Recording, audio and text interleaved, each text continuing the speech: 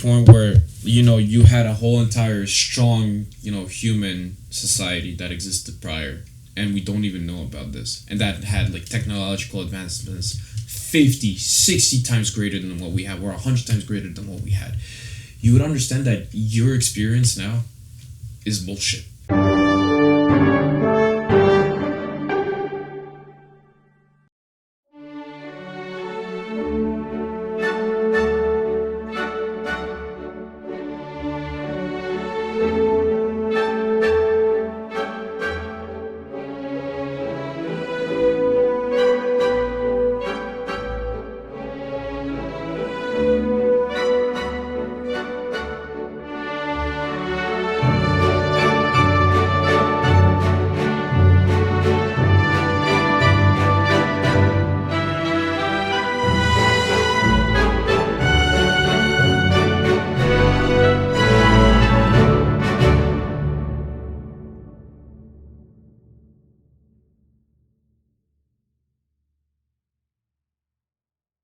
No, I'm just looking. I'm making sure.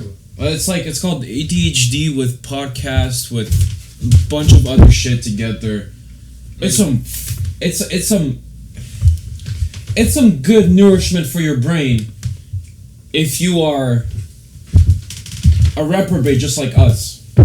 I still don't know what that means. I made the intro. I have no idea what that means. Reprobate? No. Search it up, because I don't know what that means either. Alright, so it's someone that is entertaining, but also vulgar, and he has what do you call? You know that like fat guy? Look at my Magnum condom. I got a Magnum condom from my Magnum schlong. Like, what's his name? You know his name. Like I don't know his name. He filmed in It's Always Sunny in Philadelphia or some shit. I forgot the name of it. I have no idea who you're talking about. No. Danny DeVito. You don't know fucking Danny DeVito? Oh. Yeah. Magnum condom for my. Yeah, Magnum. well, he's a comedic reprobate. I mean, search it up. Search what a reprobate is. All right, today's topic. Imagine a world where you do not matter. Whatever you fucking do doesn't matter. Whatever you fucking live doesn't matter. The only thing that matters is the phone that you're using and the company that you work for. How would that look like? I just wanted to know the significance of a reprobate. Okay, but like, okay, I guess. But listen, here's that, right? So what the fuck are we leading on about? Like, you just said a world where you do not matter as a human being, right? But you are definitely an asset to a company. Yeah. A material, like a biological material. Yes. Fuck.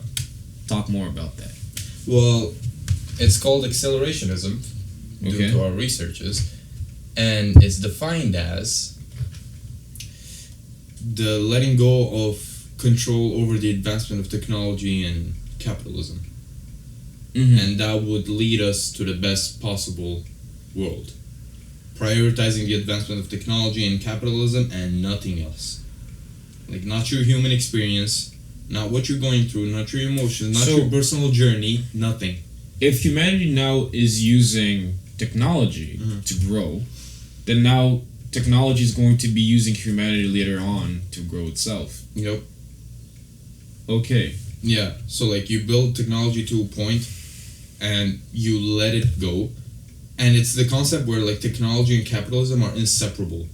So you can't say capitalism without thinking of technology, and you can't think of technology without thinking of capitalism at the same time. So essentially you're saying that they're both like interchangeable. Yeah. You can't make a distinction between one or the other. That's what So if you have capitalism, you have technology. If you don't have capitalism, you don't have technology.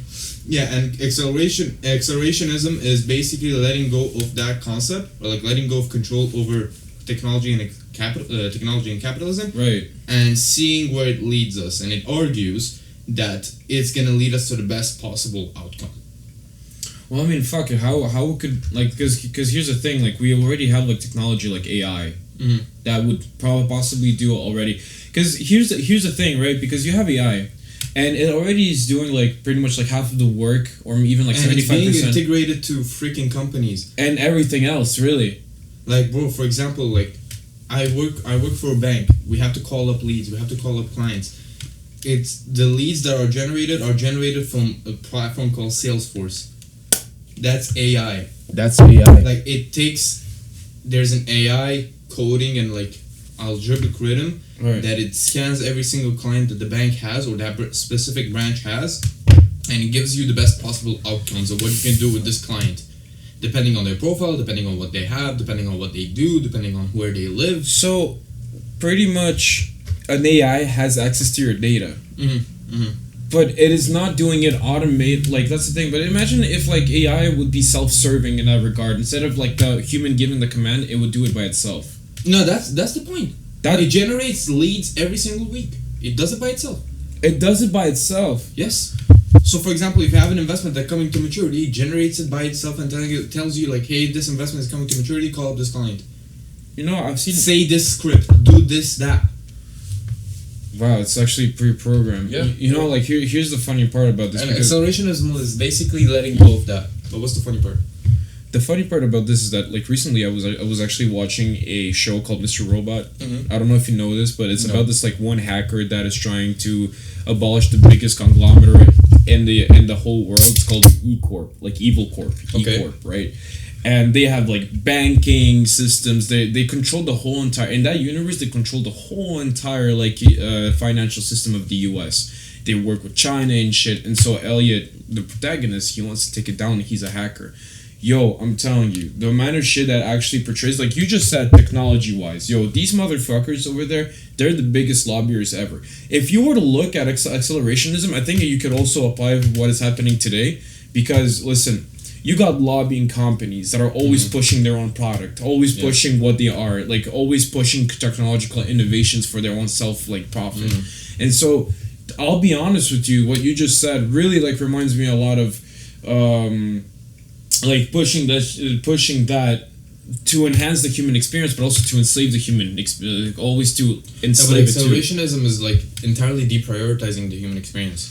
That's what accelerationism is. Not everything. Not every single one, though. No, but, like, the general, like, the native concept of it, the original concept of it, that was deprioritizing.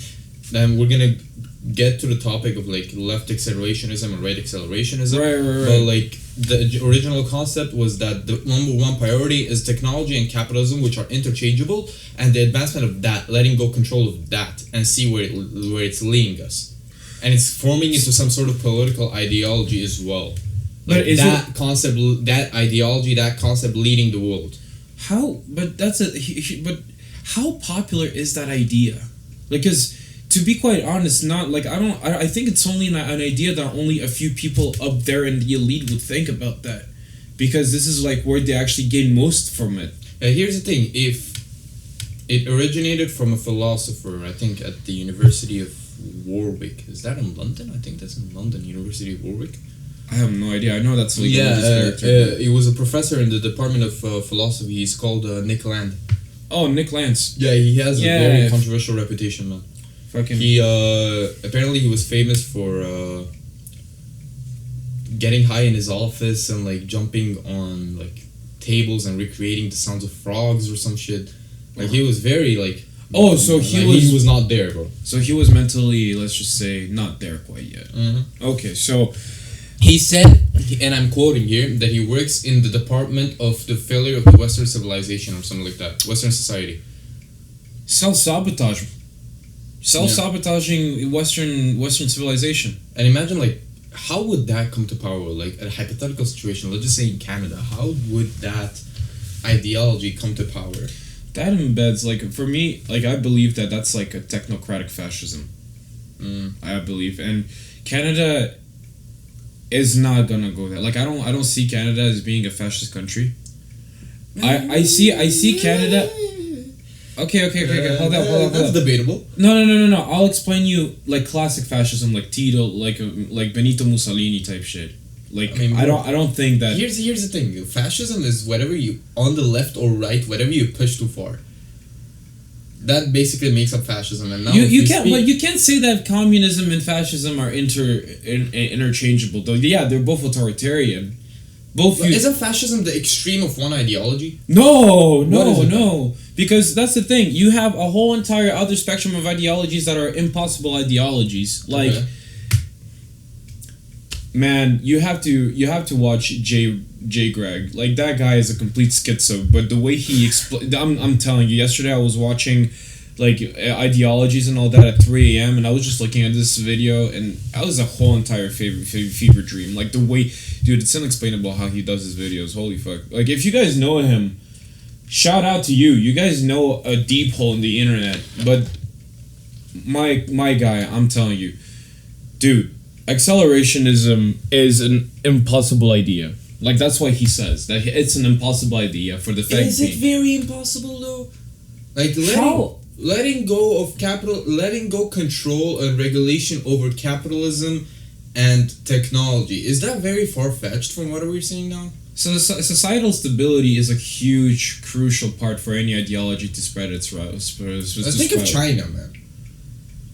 Okay, but that's the thing. If we were to compare China to the Western world where everyone is fucking opinionated... No, but you're saying that it's not realistic, but maybe it's not realistic if you take it into account in Canada. I really want to debate the idea of how it would look like if this ideology was like an actual political ideology, because it's not, by the way. It's not like an official political ideology, but I really want to debate the idea of how they would come into power in Canada or the US, where it's really Western and left. But if you think of China, bro, fucking hell, man. It's very much realistic if you think of it in the terms of like how China, if you compare it to China, basically. It's very realistic. So you're telling me that the Chinese government what it wants to do is actually achieve accelerationism? Or is it yes. more so world... I would see it more so as a kind of like a neo-empire, in a sense. Like, it's attributing a new form of... Through a technological progress, they're trying to achieve, financial blackmail from poor countries. They're using pretty much credit. Is credit the technology that we could associate to accelerationism? Because technically speaking... capitalistic. I mean, it's capitalistic. Where, as you said, where are the funds? There is the technology. Yeah. It's inseparable, as you said. No, the reason why I'm saying China is because, like, from the regulations that you see there, bro, basically, first of all, China is a global superpower. Right. That's undebatable. And here's the thing, their technological advancement, their economic advancement, you see from the way it's structured, there's more prioritizing on that, and there's far more regulation, and for my very ignorant understanding, on the human, on the individual. And the basics of accelerationism is that the advancement of technology and capitalism is the priority and not the human experience. So if you compare that to China, yeah, it's kind of not a parallel, but like it's very similar. There's this one guy in China, and it's story time, right? There's this one guy in China, he used to be like a UFC fighter. Yeah. And what he would do, like, he was really good, like, they called him the Mad Dog. And the reason why they called him the Mad Dog is because it was more so kind of like a way to insult him by the Chinese government. Because the way he would do is, like, he would discredit the whole entire, like, Chinese martial art. He would go there, he would fight with the masters, he would always win. Always win. But because we're talking about the human experience, right? And there's a social credit thing working there. Pretty much, like, the higher social credit you have in the government, like, what's called in that place, the better your life is. Dude, when he beat the masters of, let's just say, all the, like, traditional, like, Chinese martial arts, they diminished his social credit score to such a point that he couldn't even go to a bullet train. He couldn't even go to a because Chinese. It's well known that the Chinese martial arts are like top tier. That's the thing, and he's going out there and discrediting that entirely. Exactly. That's the whole point. And it's a good thing that we brought China, because holy fuck, it's actually a dystopian society. Yeah. Like it's starting to embed in the like technocratic dystopian society. And if anyone has ever have you seen Blade Runner, like the movie? Have you seen, like, if you have ever, like, this is more so for, like, when people that are, like, more into games, like cyberpunk, let's just say, or, like, the aesthetics of cyberpunk. This is, like, accelerationism, when, like, companies, even, like, there's two ways, right? Companies itself that prioritize absolutely everything and they control the whole entire country, but through lobbyism. that we possibly could see that shit in the U.S. Because like in the U.S. you would have like the whole entire system there is working on lobbyism. Okay. Everyone there, like in the political scheme, like everyone like knows each other. Everyone talks to each other. That's how what I believe in. But that's the thing. Like in what's it called, accelerationism, you would also see that either the corporations are working with the government. So it's kind of like it's a corporation, or the corporations are private and they control absolutely everything. It's one of the two. Mm-hmm. It's weird because you would also see like a incentive of, I would believe, somewhat of nationalism, because you're prioritizing the progress of the nation. Because here's the thing, I do believe that you're integrating the nation into the capitalist. But that's what China is doing. Capitalistic standards, which ends up making a corporate state, bro. But yeah, but that's what China is doing. Not necessarily the nation, yeah, but that. If you're thinking of like upside down, let's just say, like not in like from the top down, so like the priority is the top, let's just say, for example. Yeah. If you're gonna think of that the group is more important than the individual, right? The best, let's just say, identifier of the, I'm not sure if I'm making sense here. The best identifier of the group is the country that they stay in. And you're incorporating that corporate and capitalistic lens within the country, and you're identifying it as the country. So technically, the country would end up looking like a corporation, basically. But yeah, that's a technocratic society. That's a technocratic dude. Okay, I don't know how Singapore works, but I know Singapore has like one of the biggest conglomerates of technology there. Like you would see that Singapore is controlled by companies. Yeah. Every single citizen there is pretty much technically an employee of the nation. And that's where acceleration would need. But how would that look in Canada? That's what I want. But that's the thing. I don't think that in Canada, like unrealistic society. If we were to debate it, if accelerationists were a political group, how would they actually come to power in Canada? Okay, or like the US or the Western countries. For that to sprout, the idea of that, like my idea is Canada needs to go through reforms. And that is more so on the customer service section, on the self-serving section, because Canada, compared to the rest of Europe, compared to China, compared to Taiwan, like we have a very, very skewed like self-serving system where like, you know, like we don't have enough like comfort when it comes to like, you know, service for the customer, for the consumer here. Technically speaking, because like the technological achievements that we have here is limited to only the functionality of it, but not so for, you know, the people that are living in that they want to use it.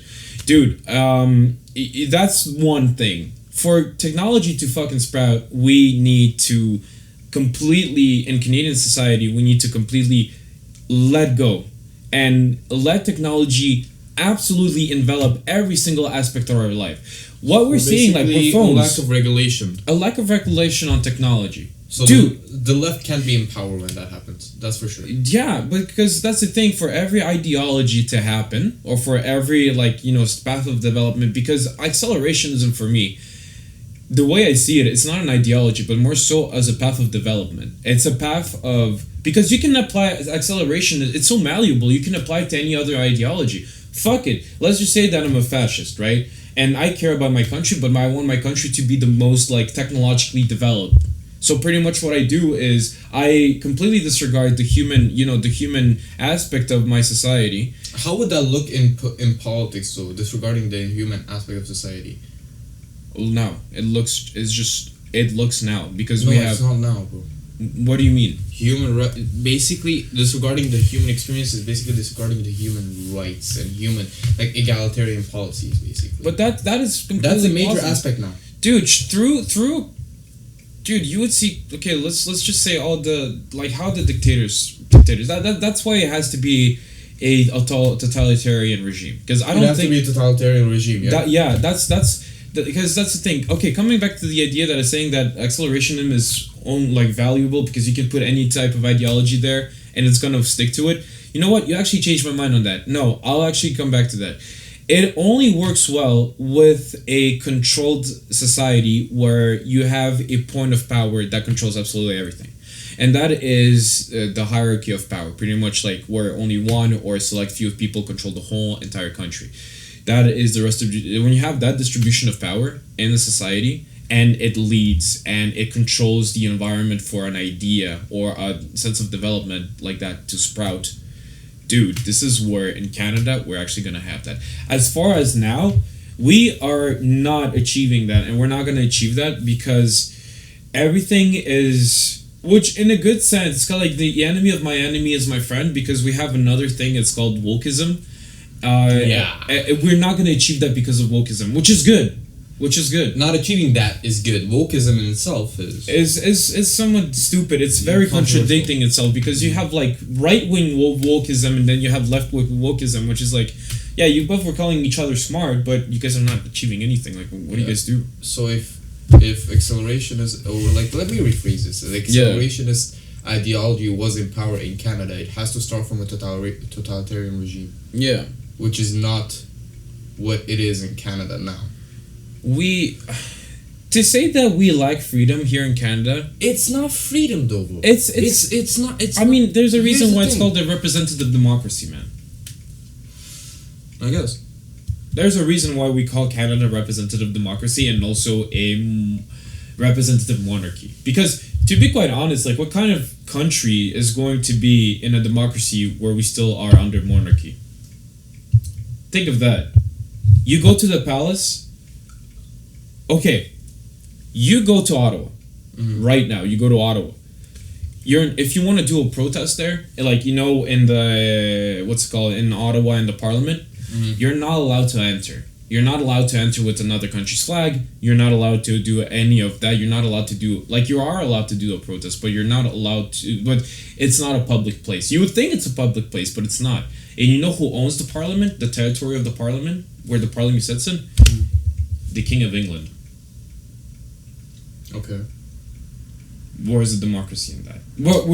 That's kind of what it looks like here. It's a representative democracy. It's a representative democracy that is taking... But they're regulating you. They're regulating you. With things that you think that you actually want, and they're pushing it too far, but you don't. And yeah, exactly. And that is the point that I wanted to make, because you see the lack of...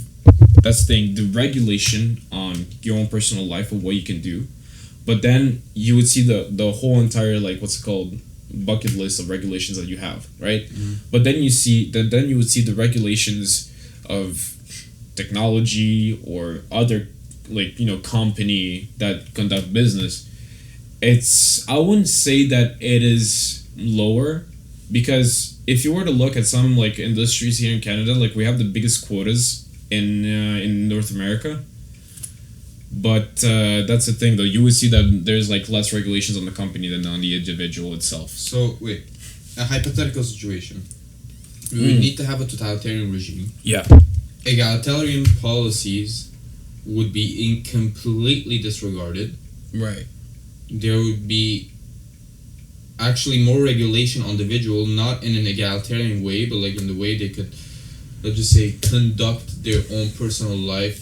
In the terms of, like, let's just say financials and, like, the tax rates, for example, the whether they or not who can leave and enter the country, there will be more regulation on that, but less regulation in the terms of an egalitarian point of view. And what I see that would happen is that you would have zero regulation that would limit the advancement of technology and capitalism, how big a corporation can get. Like, you would have basically monopolies in every single industry. Yeah, and you see that today. And the monopoly owners, let's just say, that would come to power in the political end. Dude, this is crazy. This is crazy, because if you were to... Dude, this is really crazy. Again, you're looking at... There's how many companies out of the top of your head can you name that control the whole entire food business? There's only a couple. I don't know the names, but I'm pretty sure there's only a couple. There's only a couple worldwide that control that. Yeah, so it's not even national based; it's international, right? Already the fact that you have, and these companies, you would have conflicts of interest if they come to power. Yeah, exactly. But that's the thing; those companies, the ones that control the whole entire markets of the world, right? They're the ones that have the most technologies. What does the accelerationism say? Again, technology and capitalism are inseparable. Exactly, but why? It's because we're living in the capitalist phase. Yo, I don't like Marx, but he is right about this. That we need to that's the thing. He's right about accelerationism in the sense that he was one of the first ones that even thought about this. That listen, if you want capitalism to destroy itself, you need to let it go and go ape shit.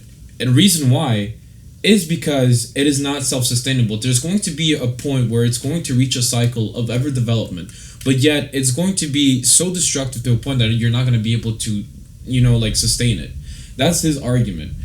But again, accelerationism, we're only seeing the little sprouts of it because you would see that Elon Musk with his chips that he's going to implement on the brain because they're already doing human testing on it. Although Neuralink. Neuralink. Although 9 out of 10 monkeys died from that. According to some article that there are articles that I've seen on the internet. I don't know the validity of them. It could be false just to discredit him. I have no idea. I have no clue. You can't trust anything on the internet nowadays. Yeah. One says one thing, the other one says the other thing. But you see the tendencies that private sector is pushing its own interests in order to push technology, and we're talking about. So we're edging there basically. Yeah, we're edging towards a very very early stage of accelerationism. Okay, so wait, let me just set the scene in my head. Yeah. No egalitarian policies. Very high regulations on the individual on how far they can go in the terms of their freedom. Yeah. So they can sustain the corporation. Because if the individual has too many freedoms, that can actually damage the corporation. So no egalitarian rates. Absolutely. Companies will not have no egalitarian policies. Let's just say the advancement of corporations and technology would be entirely deregulated. You would not have any limits on how far technology and corporations could go. Because for example, here in Canada, you have regulations on how big a corporation can get, and if the corporation getting bigger would contribute to social welfare or not. You have regulations on that now. So you would entirely deregulate that. You would entirely delimit that. And then what that would lead to is every industry having a monopoly. So even the industries where they're more on the competitive edge, they will have a monopoly each. The competition would be eliminated. Do you know the concept of competitive markets? Yeah, I do. You took microeconomics. I'm taking microeconomics. Yeah. So you wouldn't have any competitive markets, or it would more so edge towards monopolies on every single industry. They make the prices. They set high barriers to entry, and this is very key. They influence the government. Lobbying, exactly. Yeah. They pay money. They incur costs lobbying to influence the government to keep their monopoly. So even then, they wouldn't even need to do that. They wouldn't even need to lobby. What will happen if... That's the thing, because I do believe that in every aspect of human development, we always have to face a catastrophe before, the human development... A reset. Yeah. If we were to look at the Soviet Union, right?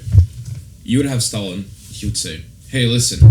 Right, we have to industrialize the country. We don't have any resources. What do? Well, we're gonna disregard human lives. We're gonna put them in jail. We're gonna take all the resources from the land. And whoever questions the system, it's not even. We would either kill them off or imprison them. That is true. That is what he did in order to achieve that. Again, and that's how it looked like now. So a modern day Soviet Union, let's just say.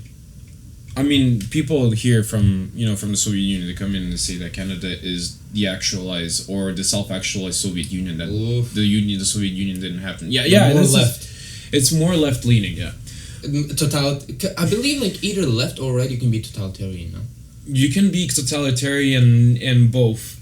Totalitarian is just a system of how you respect power, or how you work with power. Yeah. Libertarian and authoritarian, those are just two systems of how you work with power.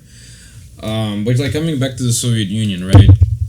The country has industrialized due to the fact that Stalin and the Kremlin, they completely disregarded human lives and they used them as resources. Pretty much what accelerationism is talking about.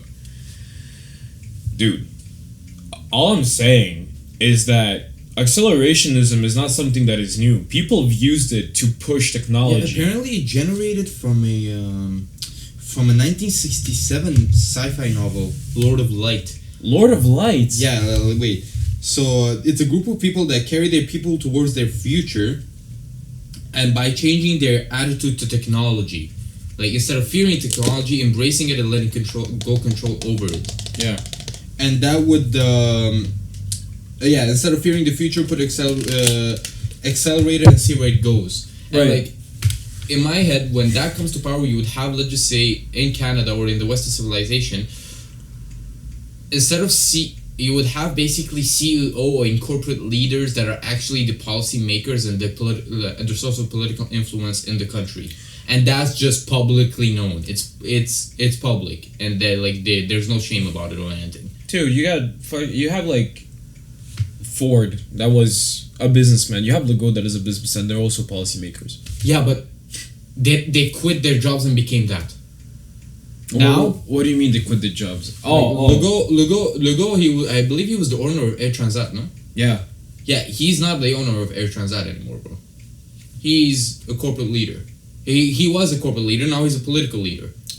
He's not doing both. So, like, you would have, in an accelerationist society, you would have basically the corporate leader who's a corporate leader at the same time as he is a governmental leader.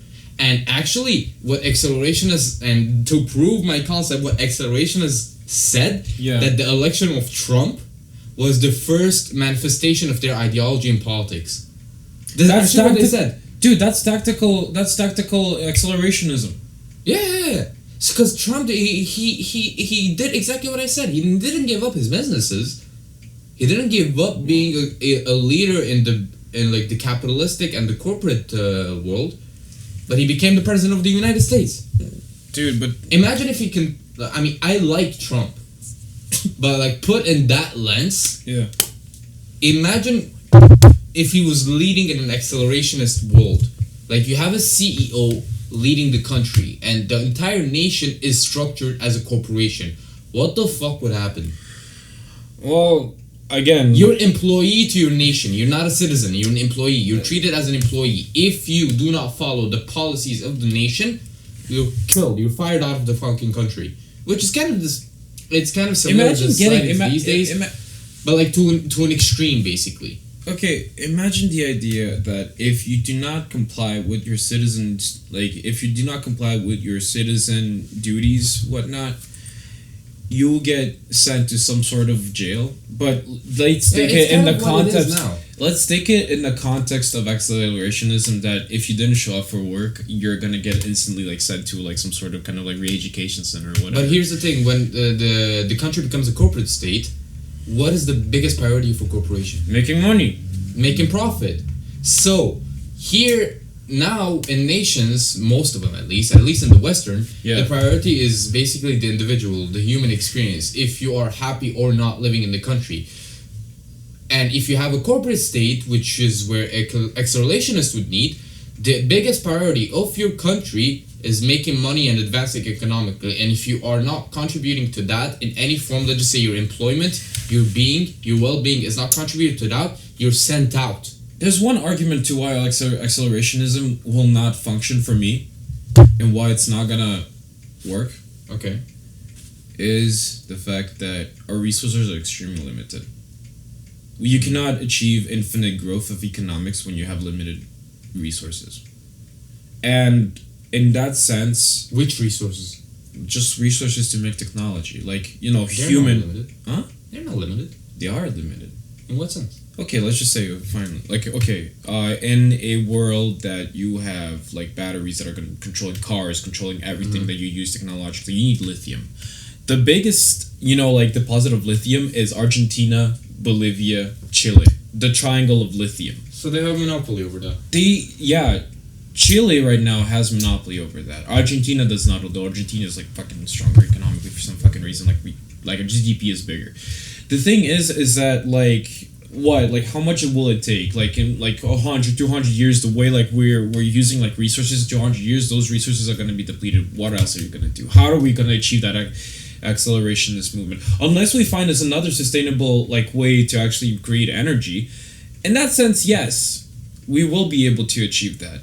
But the problem is that, again, you have a lot of different aspects that not a lot of people are willing to give up their human lives, or not a lot of people are going to give up their humanity for the sake of, technological progress. But here's the thing, when you have an accelerationist government, you don't give a shit what they're willing to do or not. But civil wars, they do happen. The civil wars happen, but that's a consequence they're going to have to go through. That's the thing. So, like, if you have an accelerationist government, let's just say, that's in power now. Like, your government is basically a corporation. If you comply with your corporation, if you comply with your employer, mirror them. They're comparables. If you comply with your employer, they keep you. If you do what your employer says, they keep you, they promote you. If you have a government that's accelerationist, your government, your nation is a corporation. If you comply with the corporation, whose only goal is to make profit, they keep you. So your nation is basically, how can I say, your nation's goal is making money, in that sense. And if you're not making the government money, you're out. And that comes in the forms of imprisonment, that comes in the forms of suppression, that comes in the forms of eugenics. Fuck, why? You would have to go through eugenics again. Dude, why accelerationism is all about that? Dude, when I was researching about accelerationism, I found out that there were 4 types of accelerationism. Left-wing accelerationism, where it's like, we have to divide the capital between, like the capital and the technology, so like for the comfort of what you said, human experience. Yeah, and Nick Land rejected that, no? Yeah, well, Nick Land, as you said, like, he was making frog noises and he was sitting in this desk and he was like... He resurfaced in China. At some point. At some point he disappeared and he resurfaced in China. Oh my god. I'm telling you, China is comparable to an accelerationist government. They're on track of becoming an accelerationist government. My guy, like, I don't know what to tell you. I don't know. It's like... No, but how would it look like? It will look theoretically, like... If you say that Canada has an accelerationist government, how would that look like? Well, transhumanism is going to be popular. Because at that point, at that stage... Transhumanism. Transhumanism. Like the mixture of robotics and biology together. So like you wouldn't have basically a whole human. Okay, so it would be basically eugenics in the ideal of race, but also in the ideal of whether you're semi-robot or not. It's like because that's the perfect human. My guy, like, you would have to understand that transhumanism is like where you have a whole entire human, but the human is advancing as along, like, biologically with with technology. For instance, like 300 years from now, let's just say that societies, if I was born 300 years from now, I would put robotic eyes to see better. That's transhumanism. For me to enhance myself, because I'm already, like, I have, like, some sort of, like, impairment. People that are impaired, they will use transhumanism in order to better their lives. So putting on glasses, basically. To some extent, yeah. I was even thinking about this, dude. To some extent, glasses are actually, like, transhumanistic. Yeah, but here's the thing. That's enhancing your biological aspects, bro. Right. That's enhancing. That is what it is. Not replacing. If you that's enhancing your biological vision. But if you're gonna look at it from an accelerationist lens, you're gonna be replacing your eyes with robotic eyes. So you're not enhancing it. You're replacing your biological aspects entirely. But yeah, you are doing it because for what? And that's seen as the ideal human being. Yeah, or human robot. That's on this. That you just explained transhumanism. That is transhumanism, and you're saying how is it going to reflect on human? Like, if we were to establish an accelerationist, like, developmental path of our society and our economy, transhumanism is going to be very popular, because first the stage of, like, accelerationism is going to be to show that technology is not bad; it's here to help you, for the society to accept it. Yeah, and so, as Elon Musk said, listen, I'm a cyborg because a phone is an extension of me. Everything that we're using technologically wise is an extension of ourselves in order to be able to achieve a greater bandwidth of information. Your eyes are impaired. You're not seeing information as well as another person is with their, like, 20/20 eyesight. Therefore, what your main goal is to achieve a bigger informational bandwidth, and that will actually be the motive and the incentive of the individual to be able to accept that accelerationism and transhumanism. What's the motive behind it, though? In this scenario, to make money, bro. Make money. The motive is different. the profit makers are going to be able to make money, but the person that is going to be using and spending spending their own money to make for them to make profit will have an incentive of enhancing the human experience. Yeah, but here's the thing. There you go. If enhancing the human experience wasn't an essential of the technological advancement of the profit making, wouldn't that just be that would be just disregarded? You would have a cyberpunk. You would literally have a cyberpunk. But that's where it's going to lead to. Like, you think in a matter of what, 70 years, 80 years, we're not gonna, dude. If you were to look for the past, so basically we're leading into an accelerationist world. We are, and you know what's even more crazier? If you do you want me to go schizophrenic right now? Yes. Okay, put on your tinfoil hat. We're going into Hinduism, my guy. You have the Kali Yuga. Okay. The Kali Yuga, the Yugas are pretty much the divine years of 120 divine years, which is in our human understanding is 400,000 years, 444,000. I don't necessarily remember, but those are cycles. Kali means demon in Hindu. Okay. So pretty much we are in the time of the demon, and we just only started it. We only started that time, and it's a cycle. Pretty much, this is the cycle of self-destruction. This is the cycle of where us, human beings are going to be only led by our greed, our necessities, egotistical necessities and ideas. And to be quite honest, accelerationism is based on that, on individual profit, on individual greed. Individual or corporate? Corporate. Isn't that the same thing? Okay, corporate, you have one dude controlling the corporation. It's a group of people. Okay, that individual then. That specific. It's a small collective group that are achieving one goal. The fucking elites, bro. The elites. So basically, you could argue that we are kind of in the beginning of an accelerationist world, because at the end of the day, it's now well known that there is a certain group controlling everything. And I believe that. How much you want to believe it is something that we're never going to be able to certainly know. I'm going to fucking know that before I die. I want to know that before I die. I want to know who the fuck is on the top, man. Oh, even if it kills me, I want to know. Okay, so in that sense, if you don't hear from me tomorrow, I already knew. Yeah, I found out. Yeah, you want to find out? They're gonna be knocking at your door tomorrow.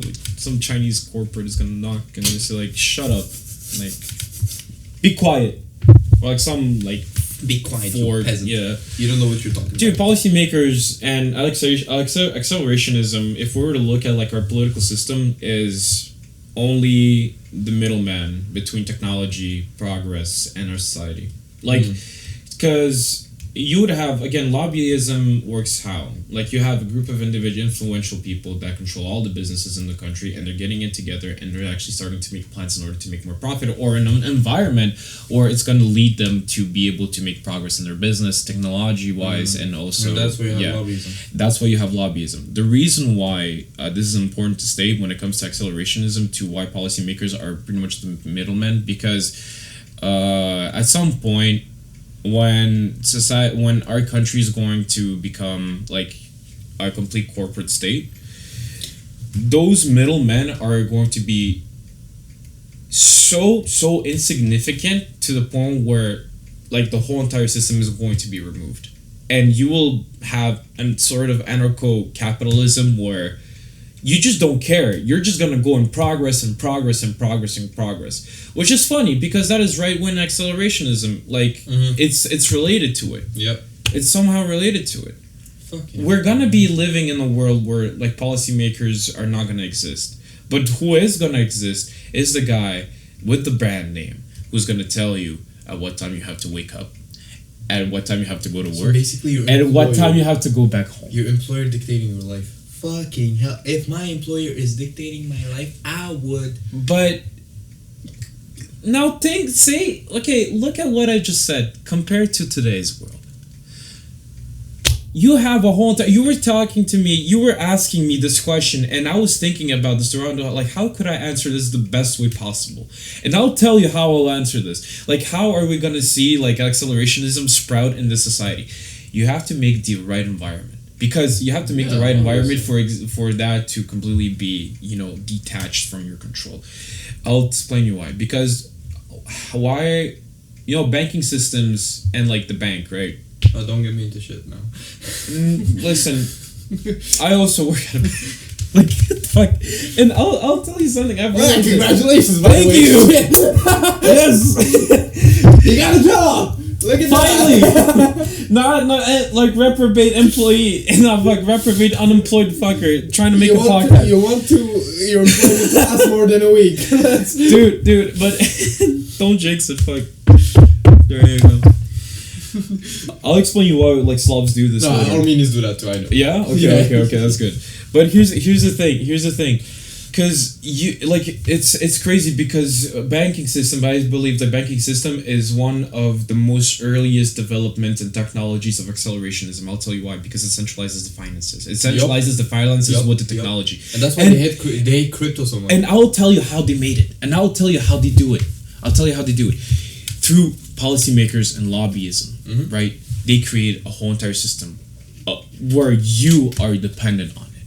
You are not able to find a house if you don't have a job, if you don't have a banking system. You cannot find a job if you don't have a bank.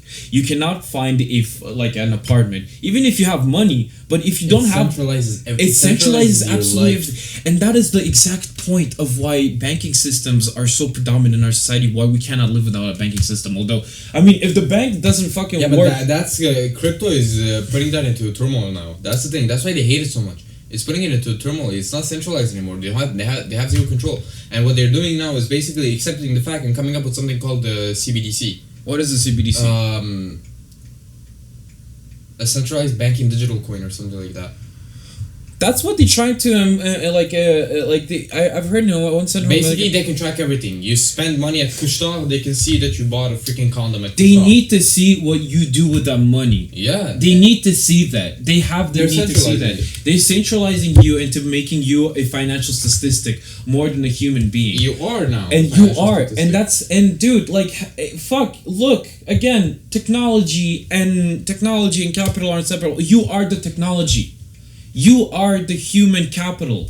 So basically now we are living in the beginning of an accelerationist world. Exactly. And it all starts it all starts when you have stores. Okay, but it all starts from the fact that you have banks. That you are living in a system where those companies are trying to change and trying to malleate your reality into believing that this is the only way you're gonna have to live your life. Mm-hmm. That's how technology takes in place into your world. That's how everything is going to be created. That's how the whole entire environment for accelerationism that is going to sprout in our society. This is only the beginning of the Kali Yuga. And yes, I am schizophrenic now by talking about that. Because holy shit, man. Dude, it's summary deep. Of the episode. It's fucking deep. It's deep as hell, man. Summary of the episode, we're fucked. It's not it's not a political ideology. It's not a philosophy. But it is a path of development. Mm-hmm. Because morality in that one, except for left-wing accelerationism, depending also, because you have to question the morality of right-wing, like left-wing accelerationism. Although, as much as utopian as it sounds, like communism was also utopian. Or it was also like embedded in the utopian ideology. But now you have technology in the mix. Dude, you understand that technology came from humans. Yep. And whatever it came from humans, I wouldn't say it's inherently evil, but definitely is to the manipulation of the human will. Yeah. And so at that point, when you have a complete monopoly of technology, this is where you control the world, specifically in the food sector. You don't have food? How the fuck are you going to create a farm? Do you know how to create a farm? Do you know how to plant potatoes? Do you know how to plant seeds? You know how to feed them and shit? We lost that knowledge. So wait, there is a resolution if you live in an accelerationist world. Basically, going back to traditionalism. To the roots, to the traditionalism, keeping the traditions alive. And at that certain point, traditions are going to be entirely different. Dude, nomad. You have to be nomad to survive you have to in be an nomad. accelerationist world. And that is live crazy. According to your own will. Crazy how for every extreme every extreme political ideology or path of development needs to be countered with another extreme path of development or counter as a counter thing to balance it out. It's like a horseshoe theory. What's the right thing to do in that case? People need to realize one thing only, that if they're existing here by God, like, but their existence here, again, like, I'm a religious person, like, I do believe that we come from God, and everything that God gave us is like here. We cannot forget about God's existence. We cannot forget about the Ten Commandments. We cannot forget about. We should not forget about the morals that led us to the development today. Because if me as an individual, I don't have any morals, I am completely free. I'm uncontrollable. I do not live by if I have morals and I have a code, I do not live by the Kali Yuga. It's crazy. It's crazy what it sounds like, but you have to relate to that, because the only way to counteract this accelerationist movement is to give yourself morality, a clear definition of what a human is. Morality, understand a good concept of what a human is, not create like a sense of impending nihilism that the world does not matter, because essentially everything that comes from accelerationism is doom. It's nihilism. Here's the thing. Here's an argument that's going to sound extremely controversial. Go ahead. Couldn't you argue if it would lead to that as a resolution to it? Couldn't you argue that the accelerationism is actually a good thing, because it's going to lead us to go back to the? Because at the end of the day, like, you're gonna revolt. There's gonna be a revolution and like a civil war if acceleration comes to power. Because people are not going to be able to sustain that. No. So couldn't you argue that accelerationism would be a good thing in that sense, because it's going to lead us back into traditions and the religion and the human basics of life that wokeism is taking us away from?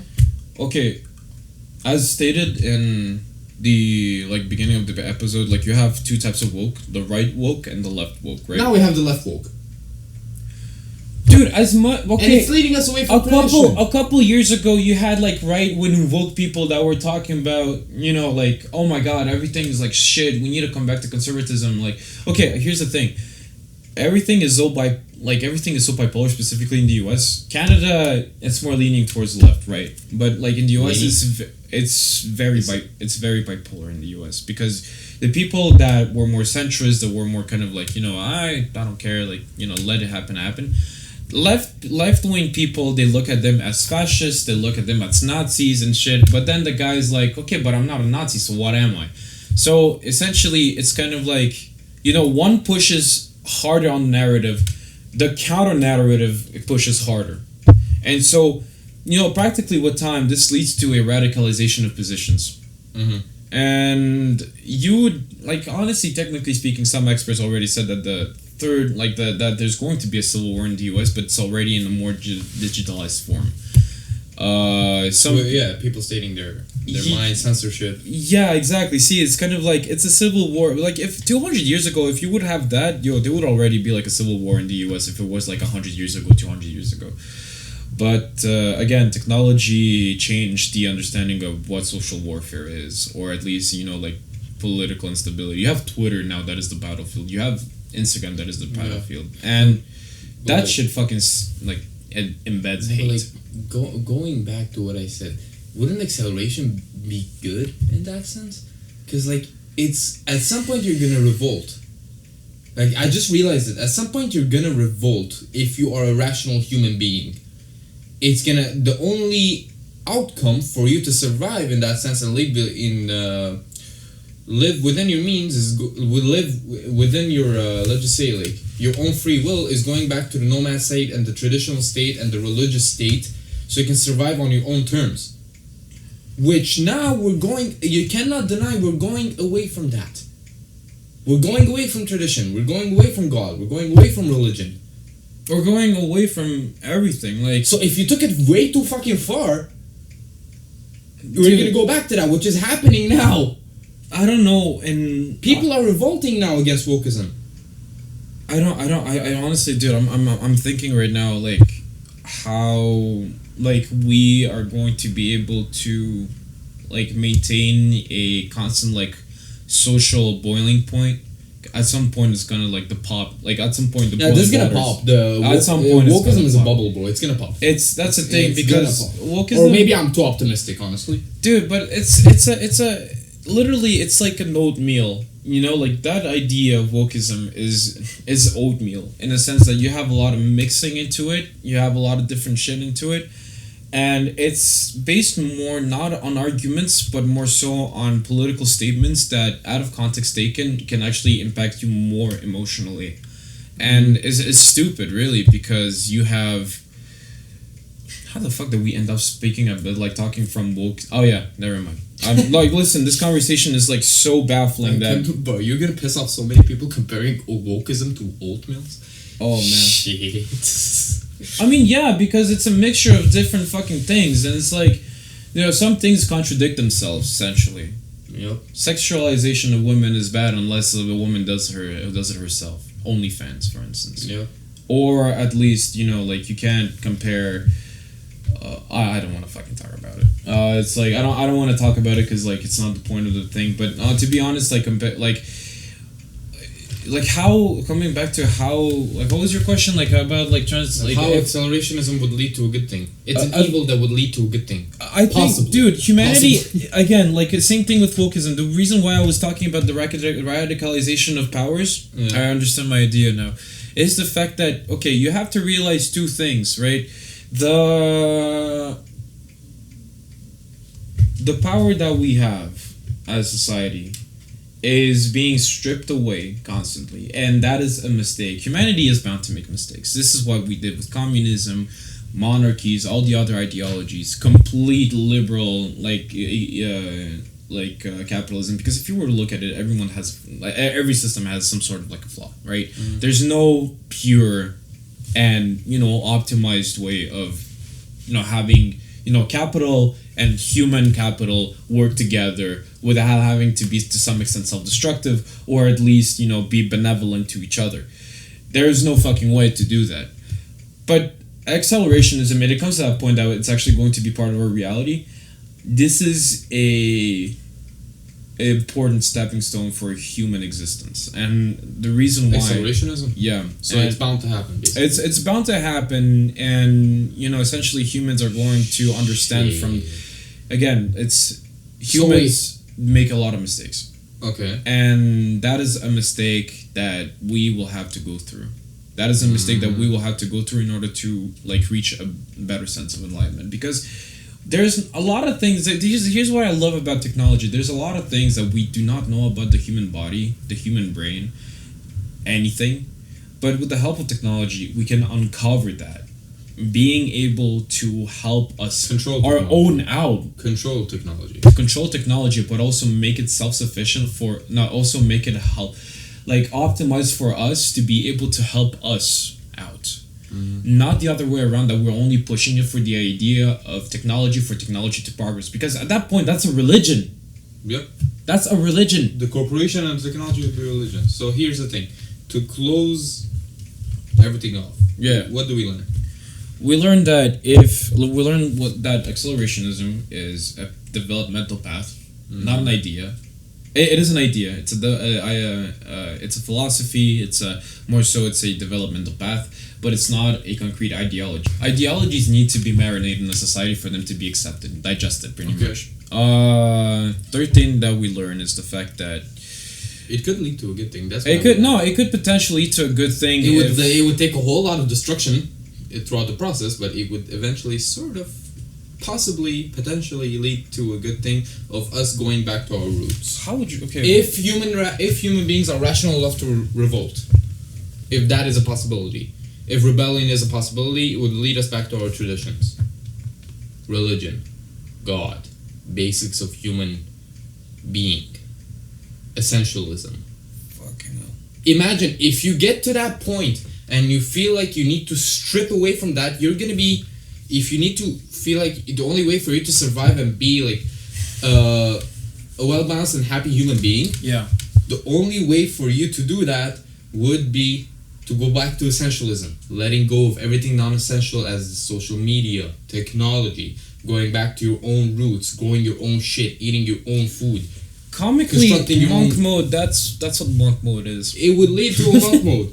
It would lead for you becoming a very rooted person, and just like our ancestors a couple of 100 years ago, constructing everything yourself. building your own house, growing your own food. Dude, humanity has existed for 150,000 years. Do you think that there has been civilizations that already existed prior to our civilization?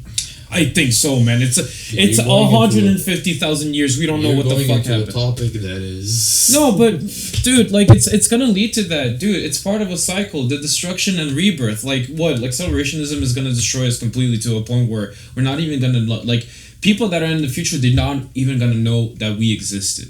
Here's the thing to close. What if it wasn't the dinosaurs that got killed at the... Well, let's just say.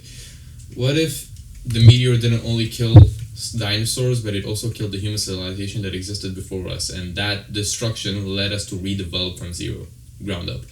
Mm-hmm. Or what if it was humans that actually caused that destruction? And we're leading up towards that now, and it's a cycle, as you said. Dude, so you get to a point where you self-destruct and you have to rebuild again.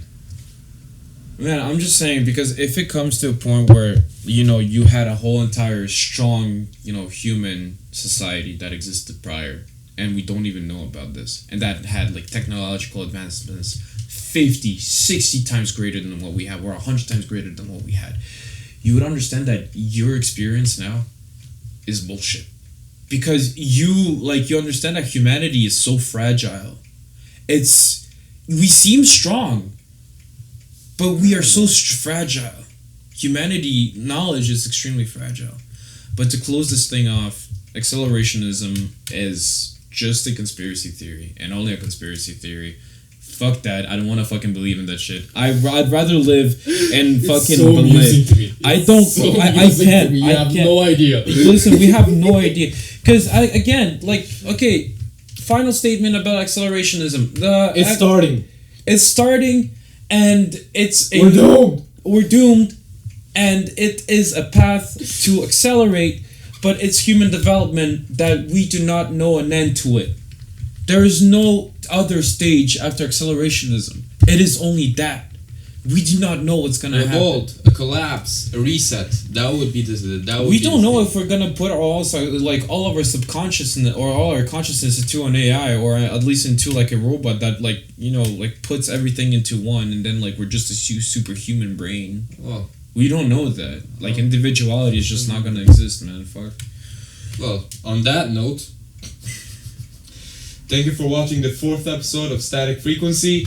This was a journey in of itself, and now I am fearful for my life. Make sure to subscribe if you're on YouTube, to follow on the other platforms. If you have any comments, anything you disagree with, anything that you want us to know, if you know more than us, for the love of God, let us know. If you know more than me, message me. I want to learn more. I want to traumatize myself with ideas so bad. But thank you for watching. I'm disappointed. Have an excellent day whenever you're watching this, and stay safe, and don't let your Google Home eat your life. That was a good episode, man. That was a really good fucking episode.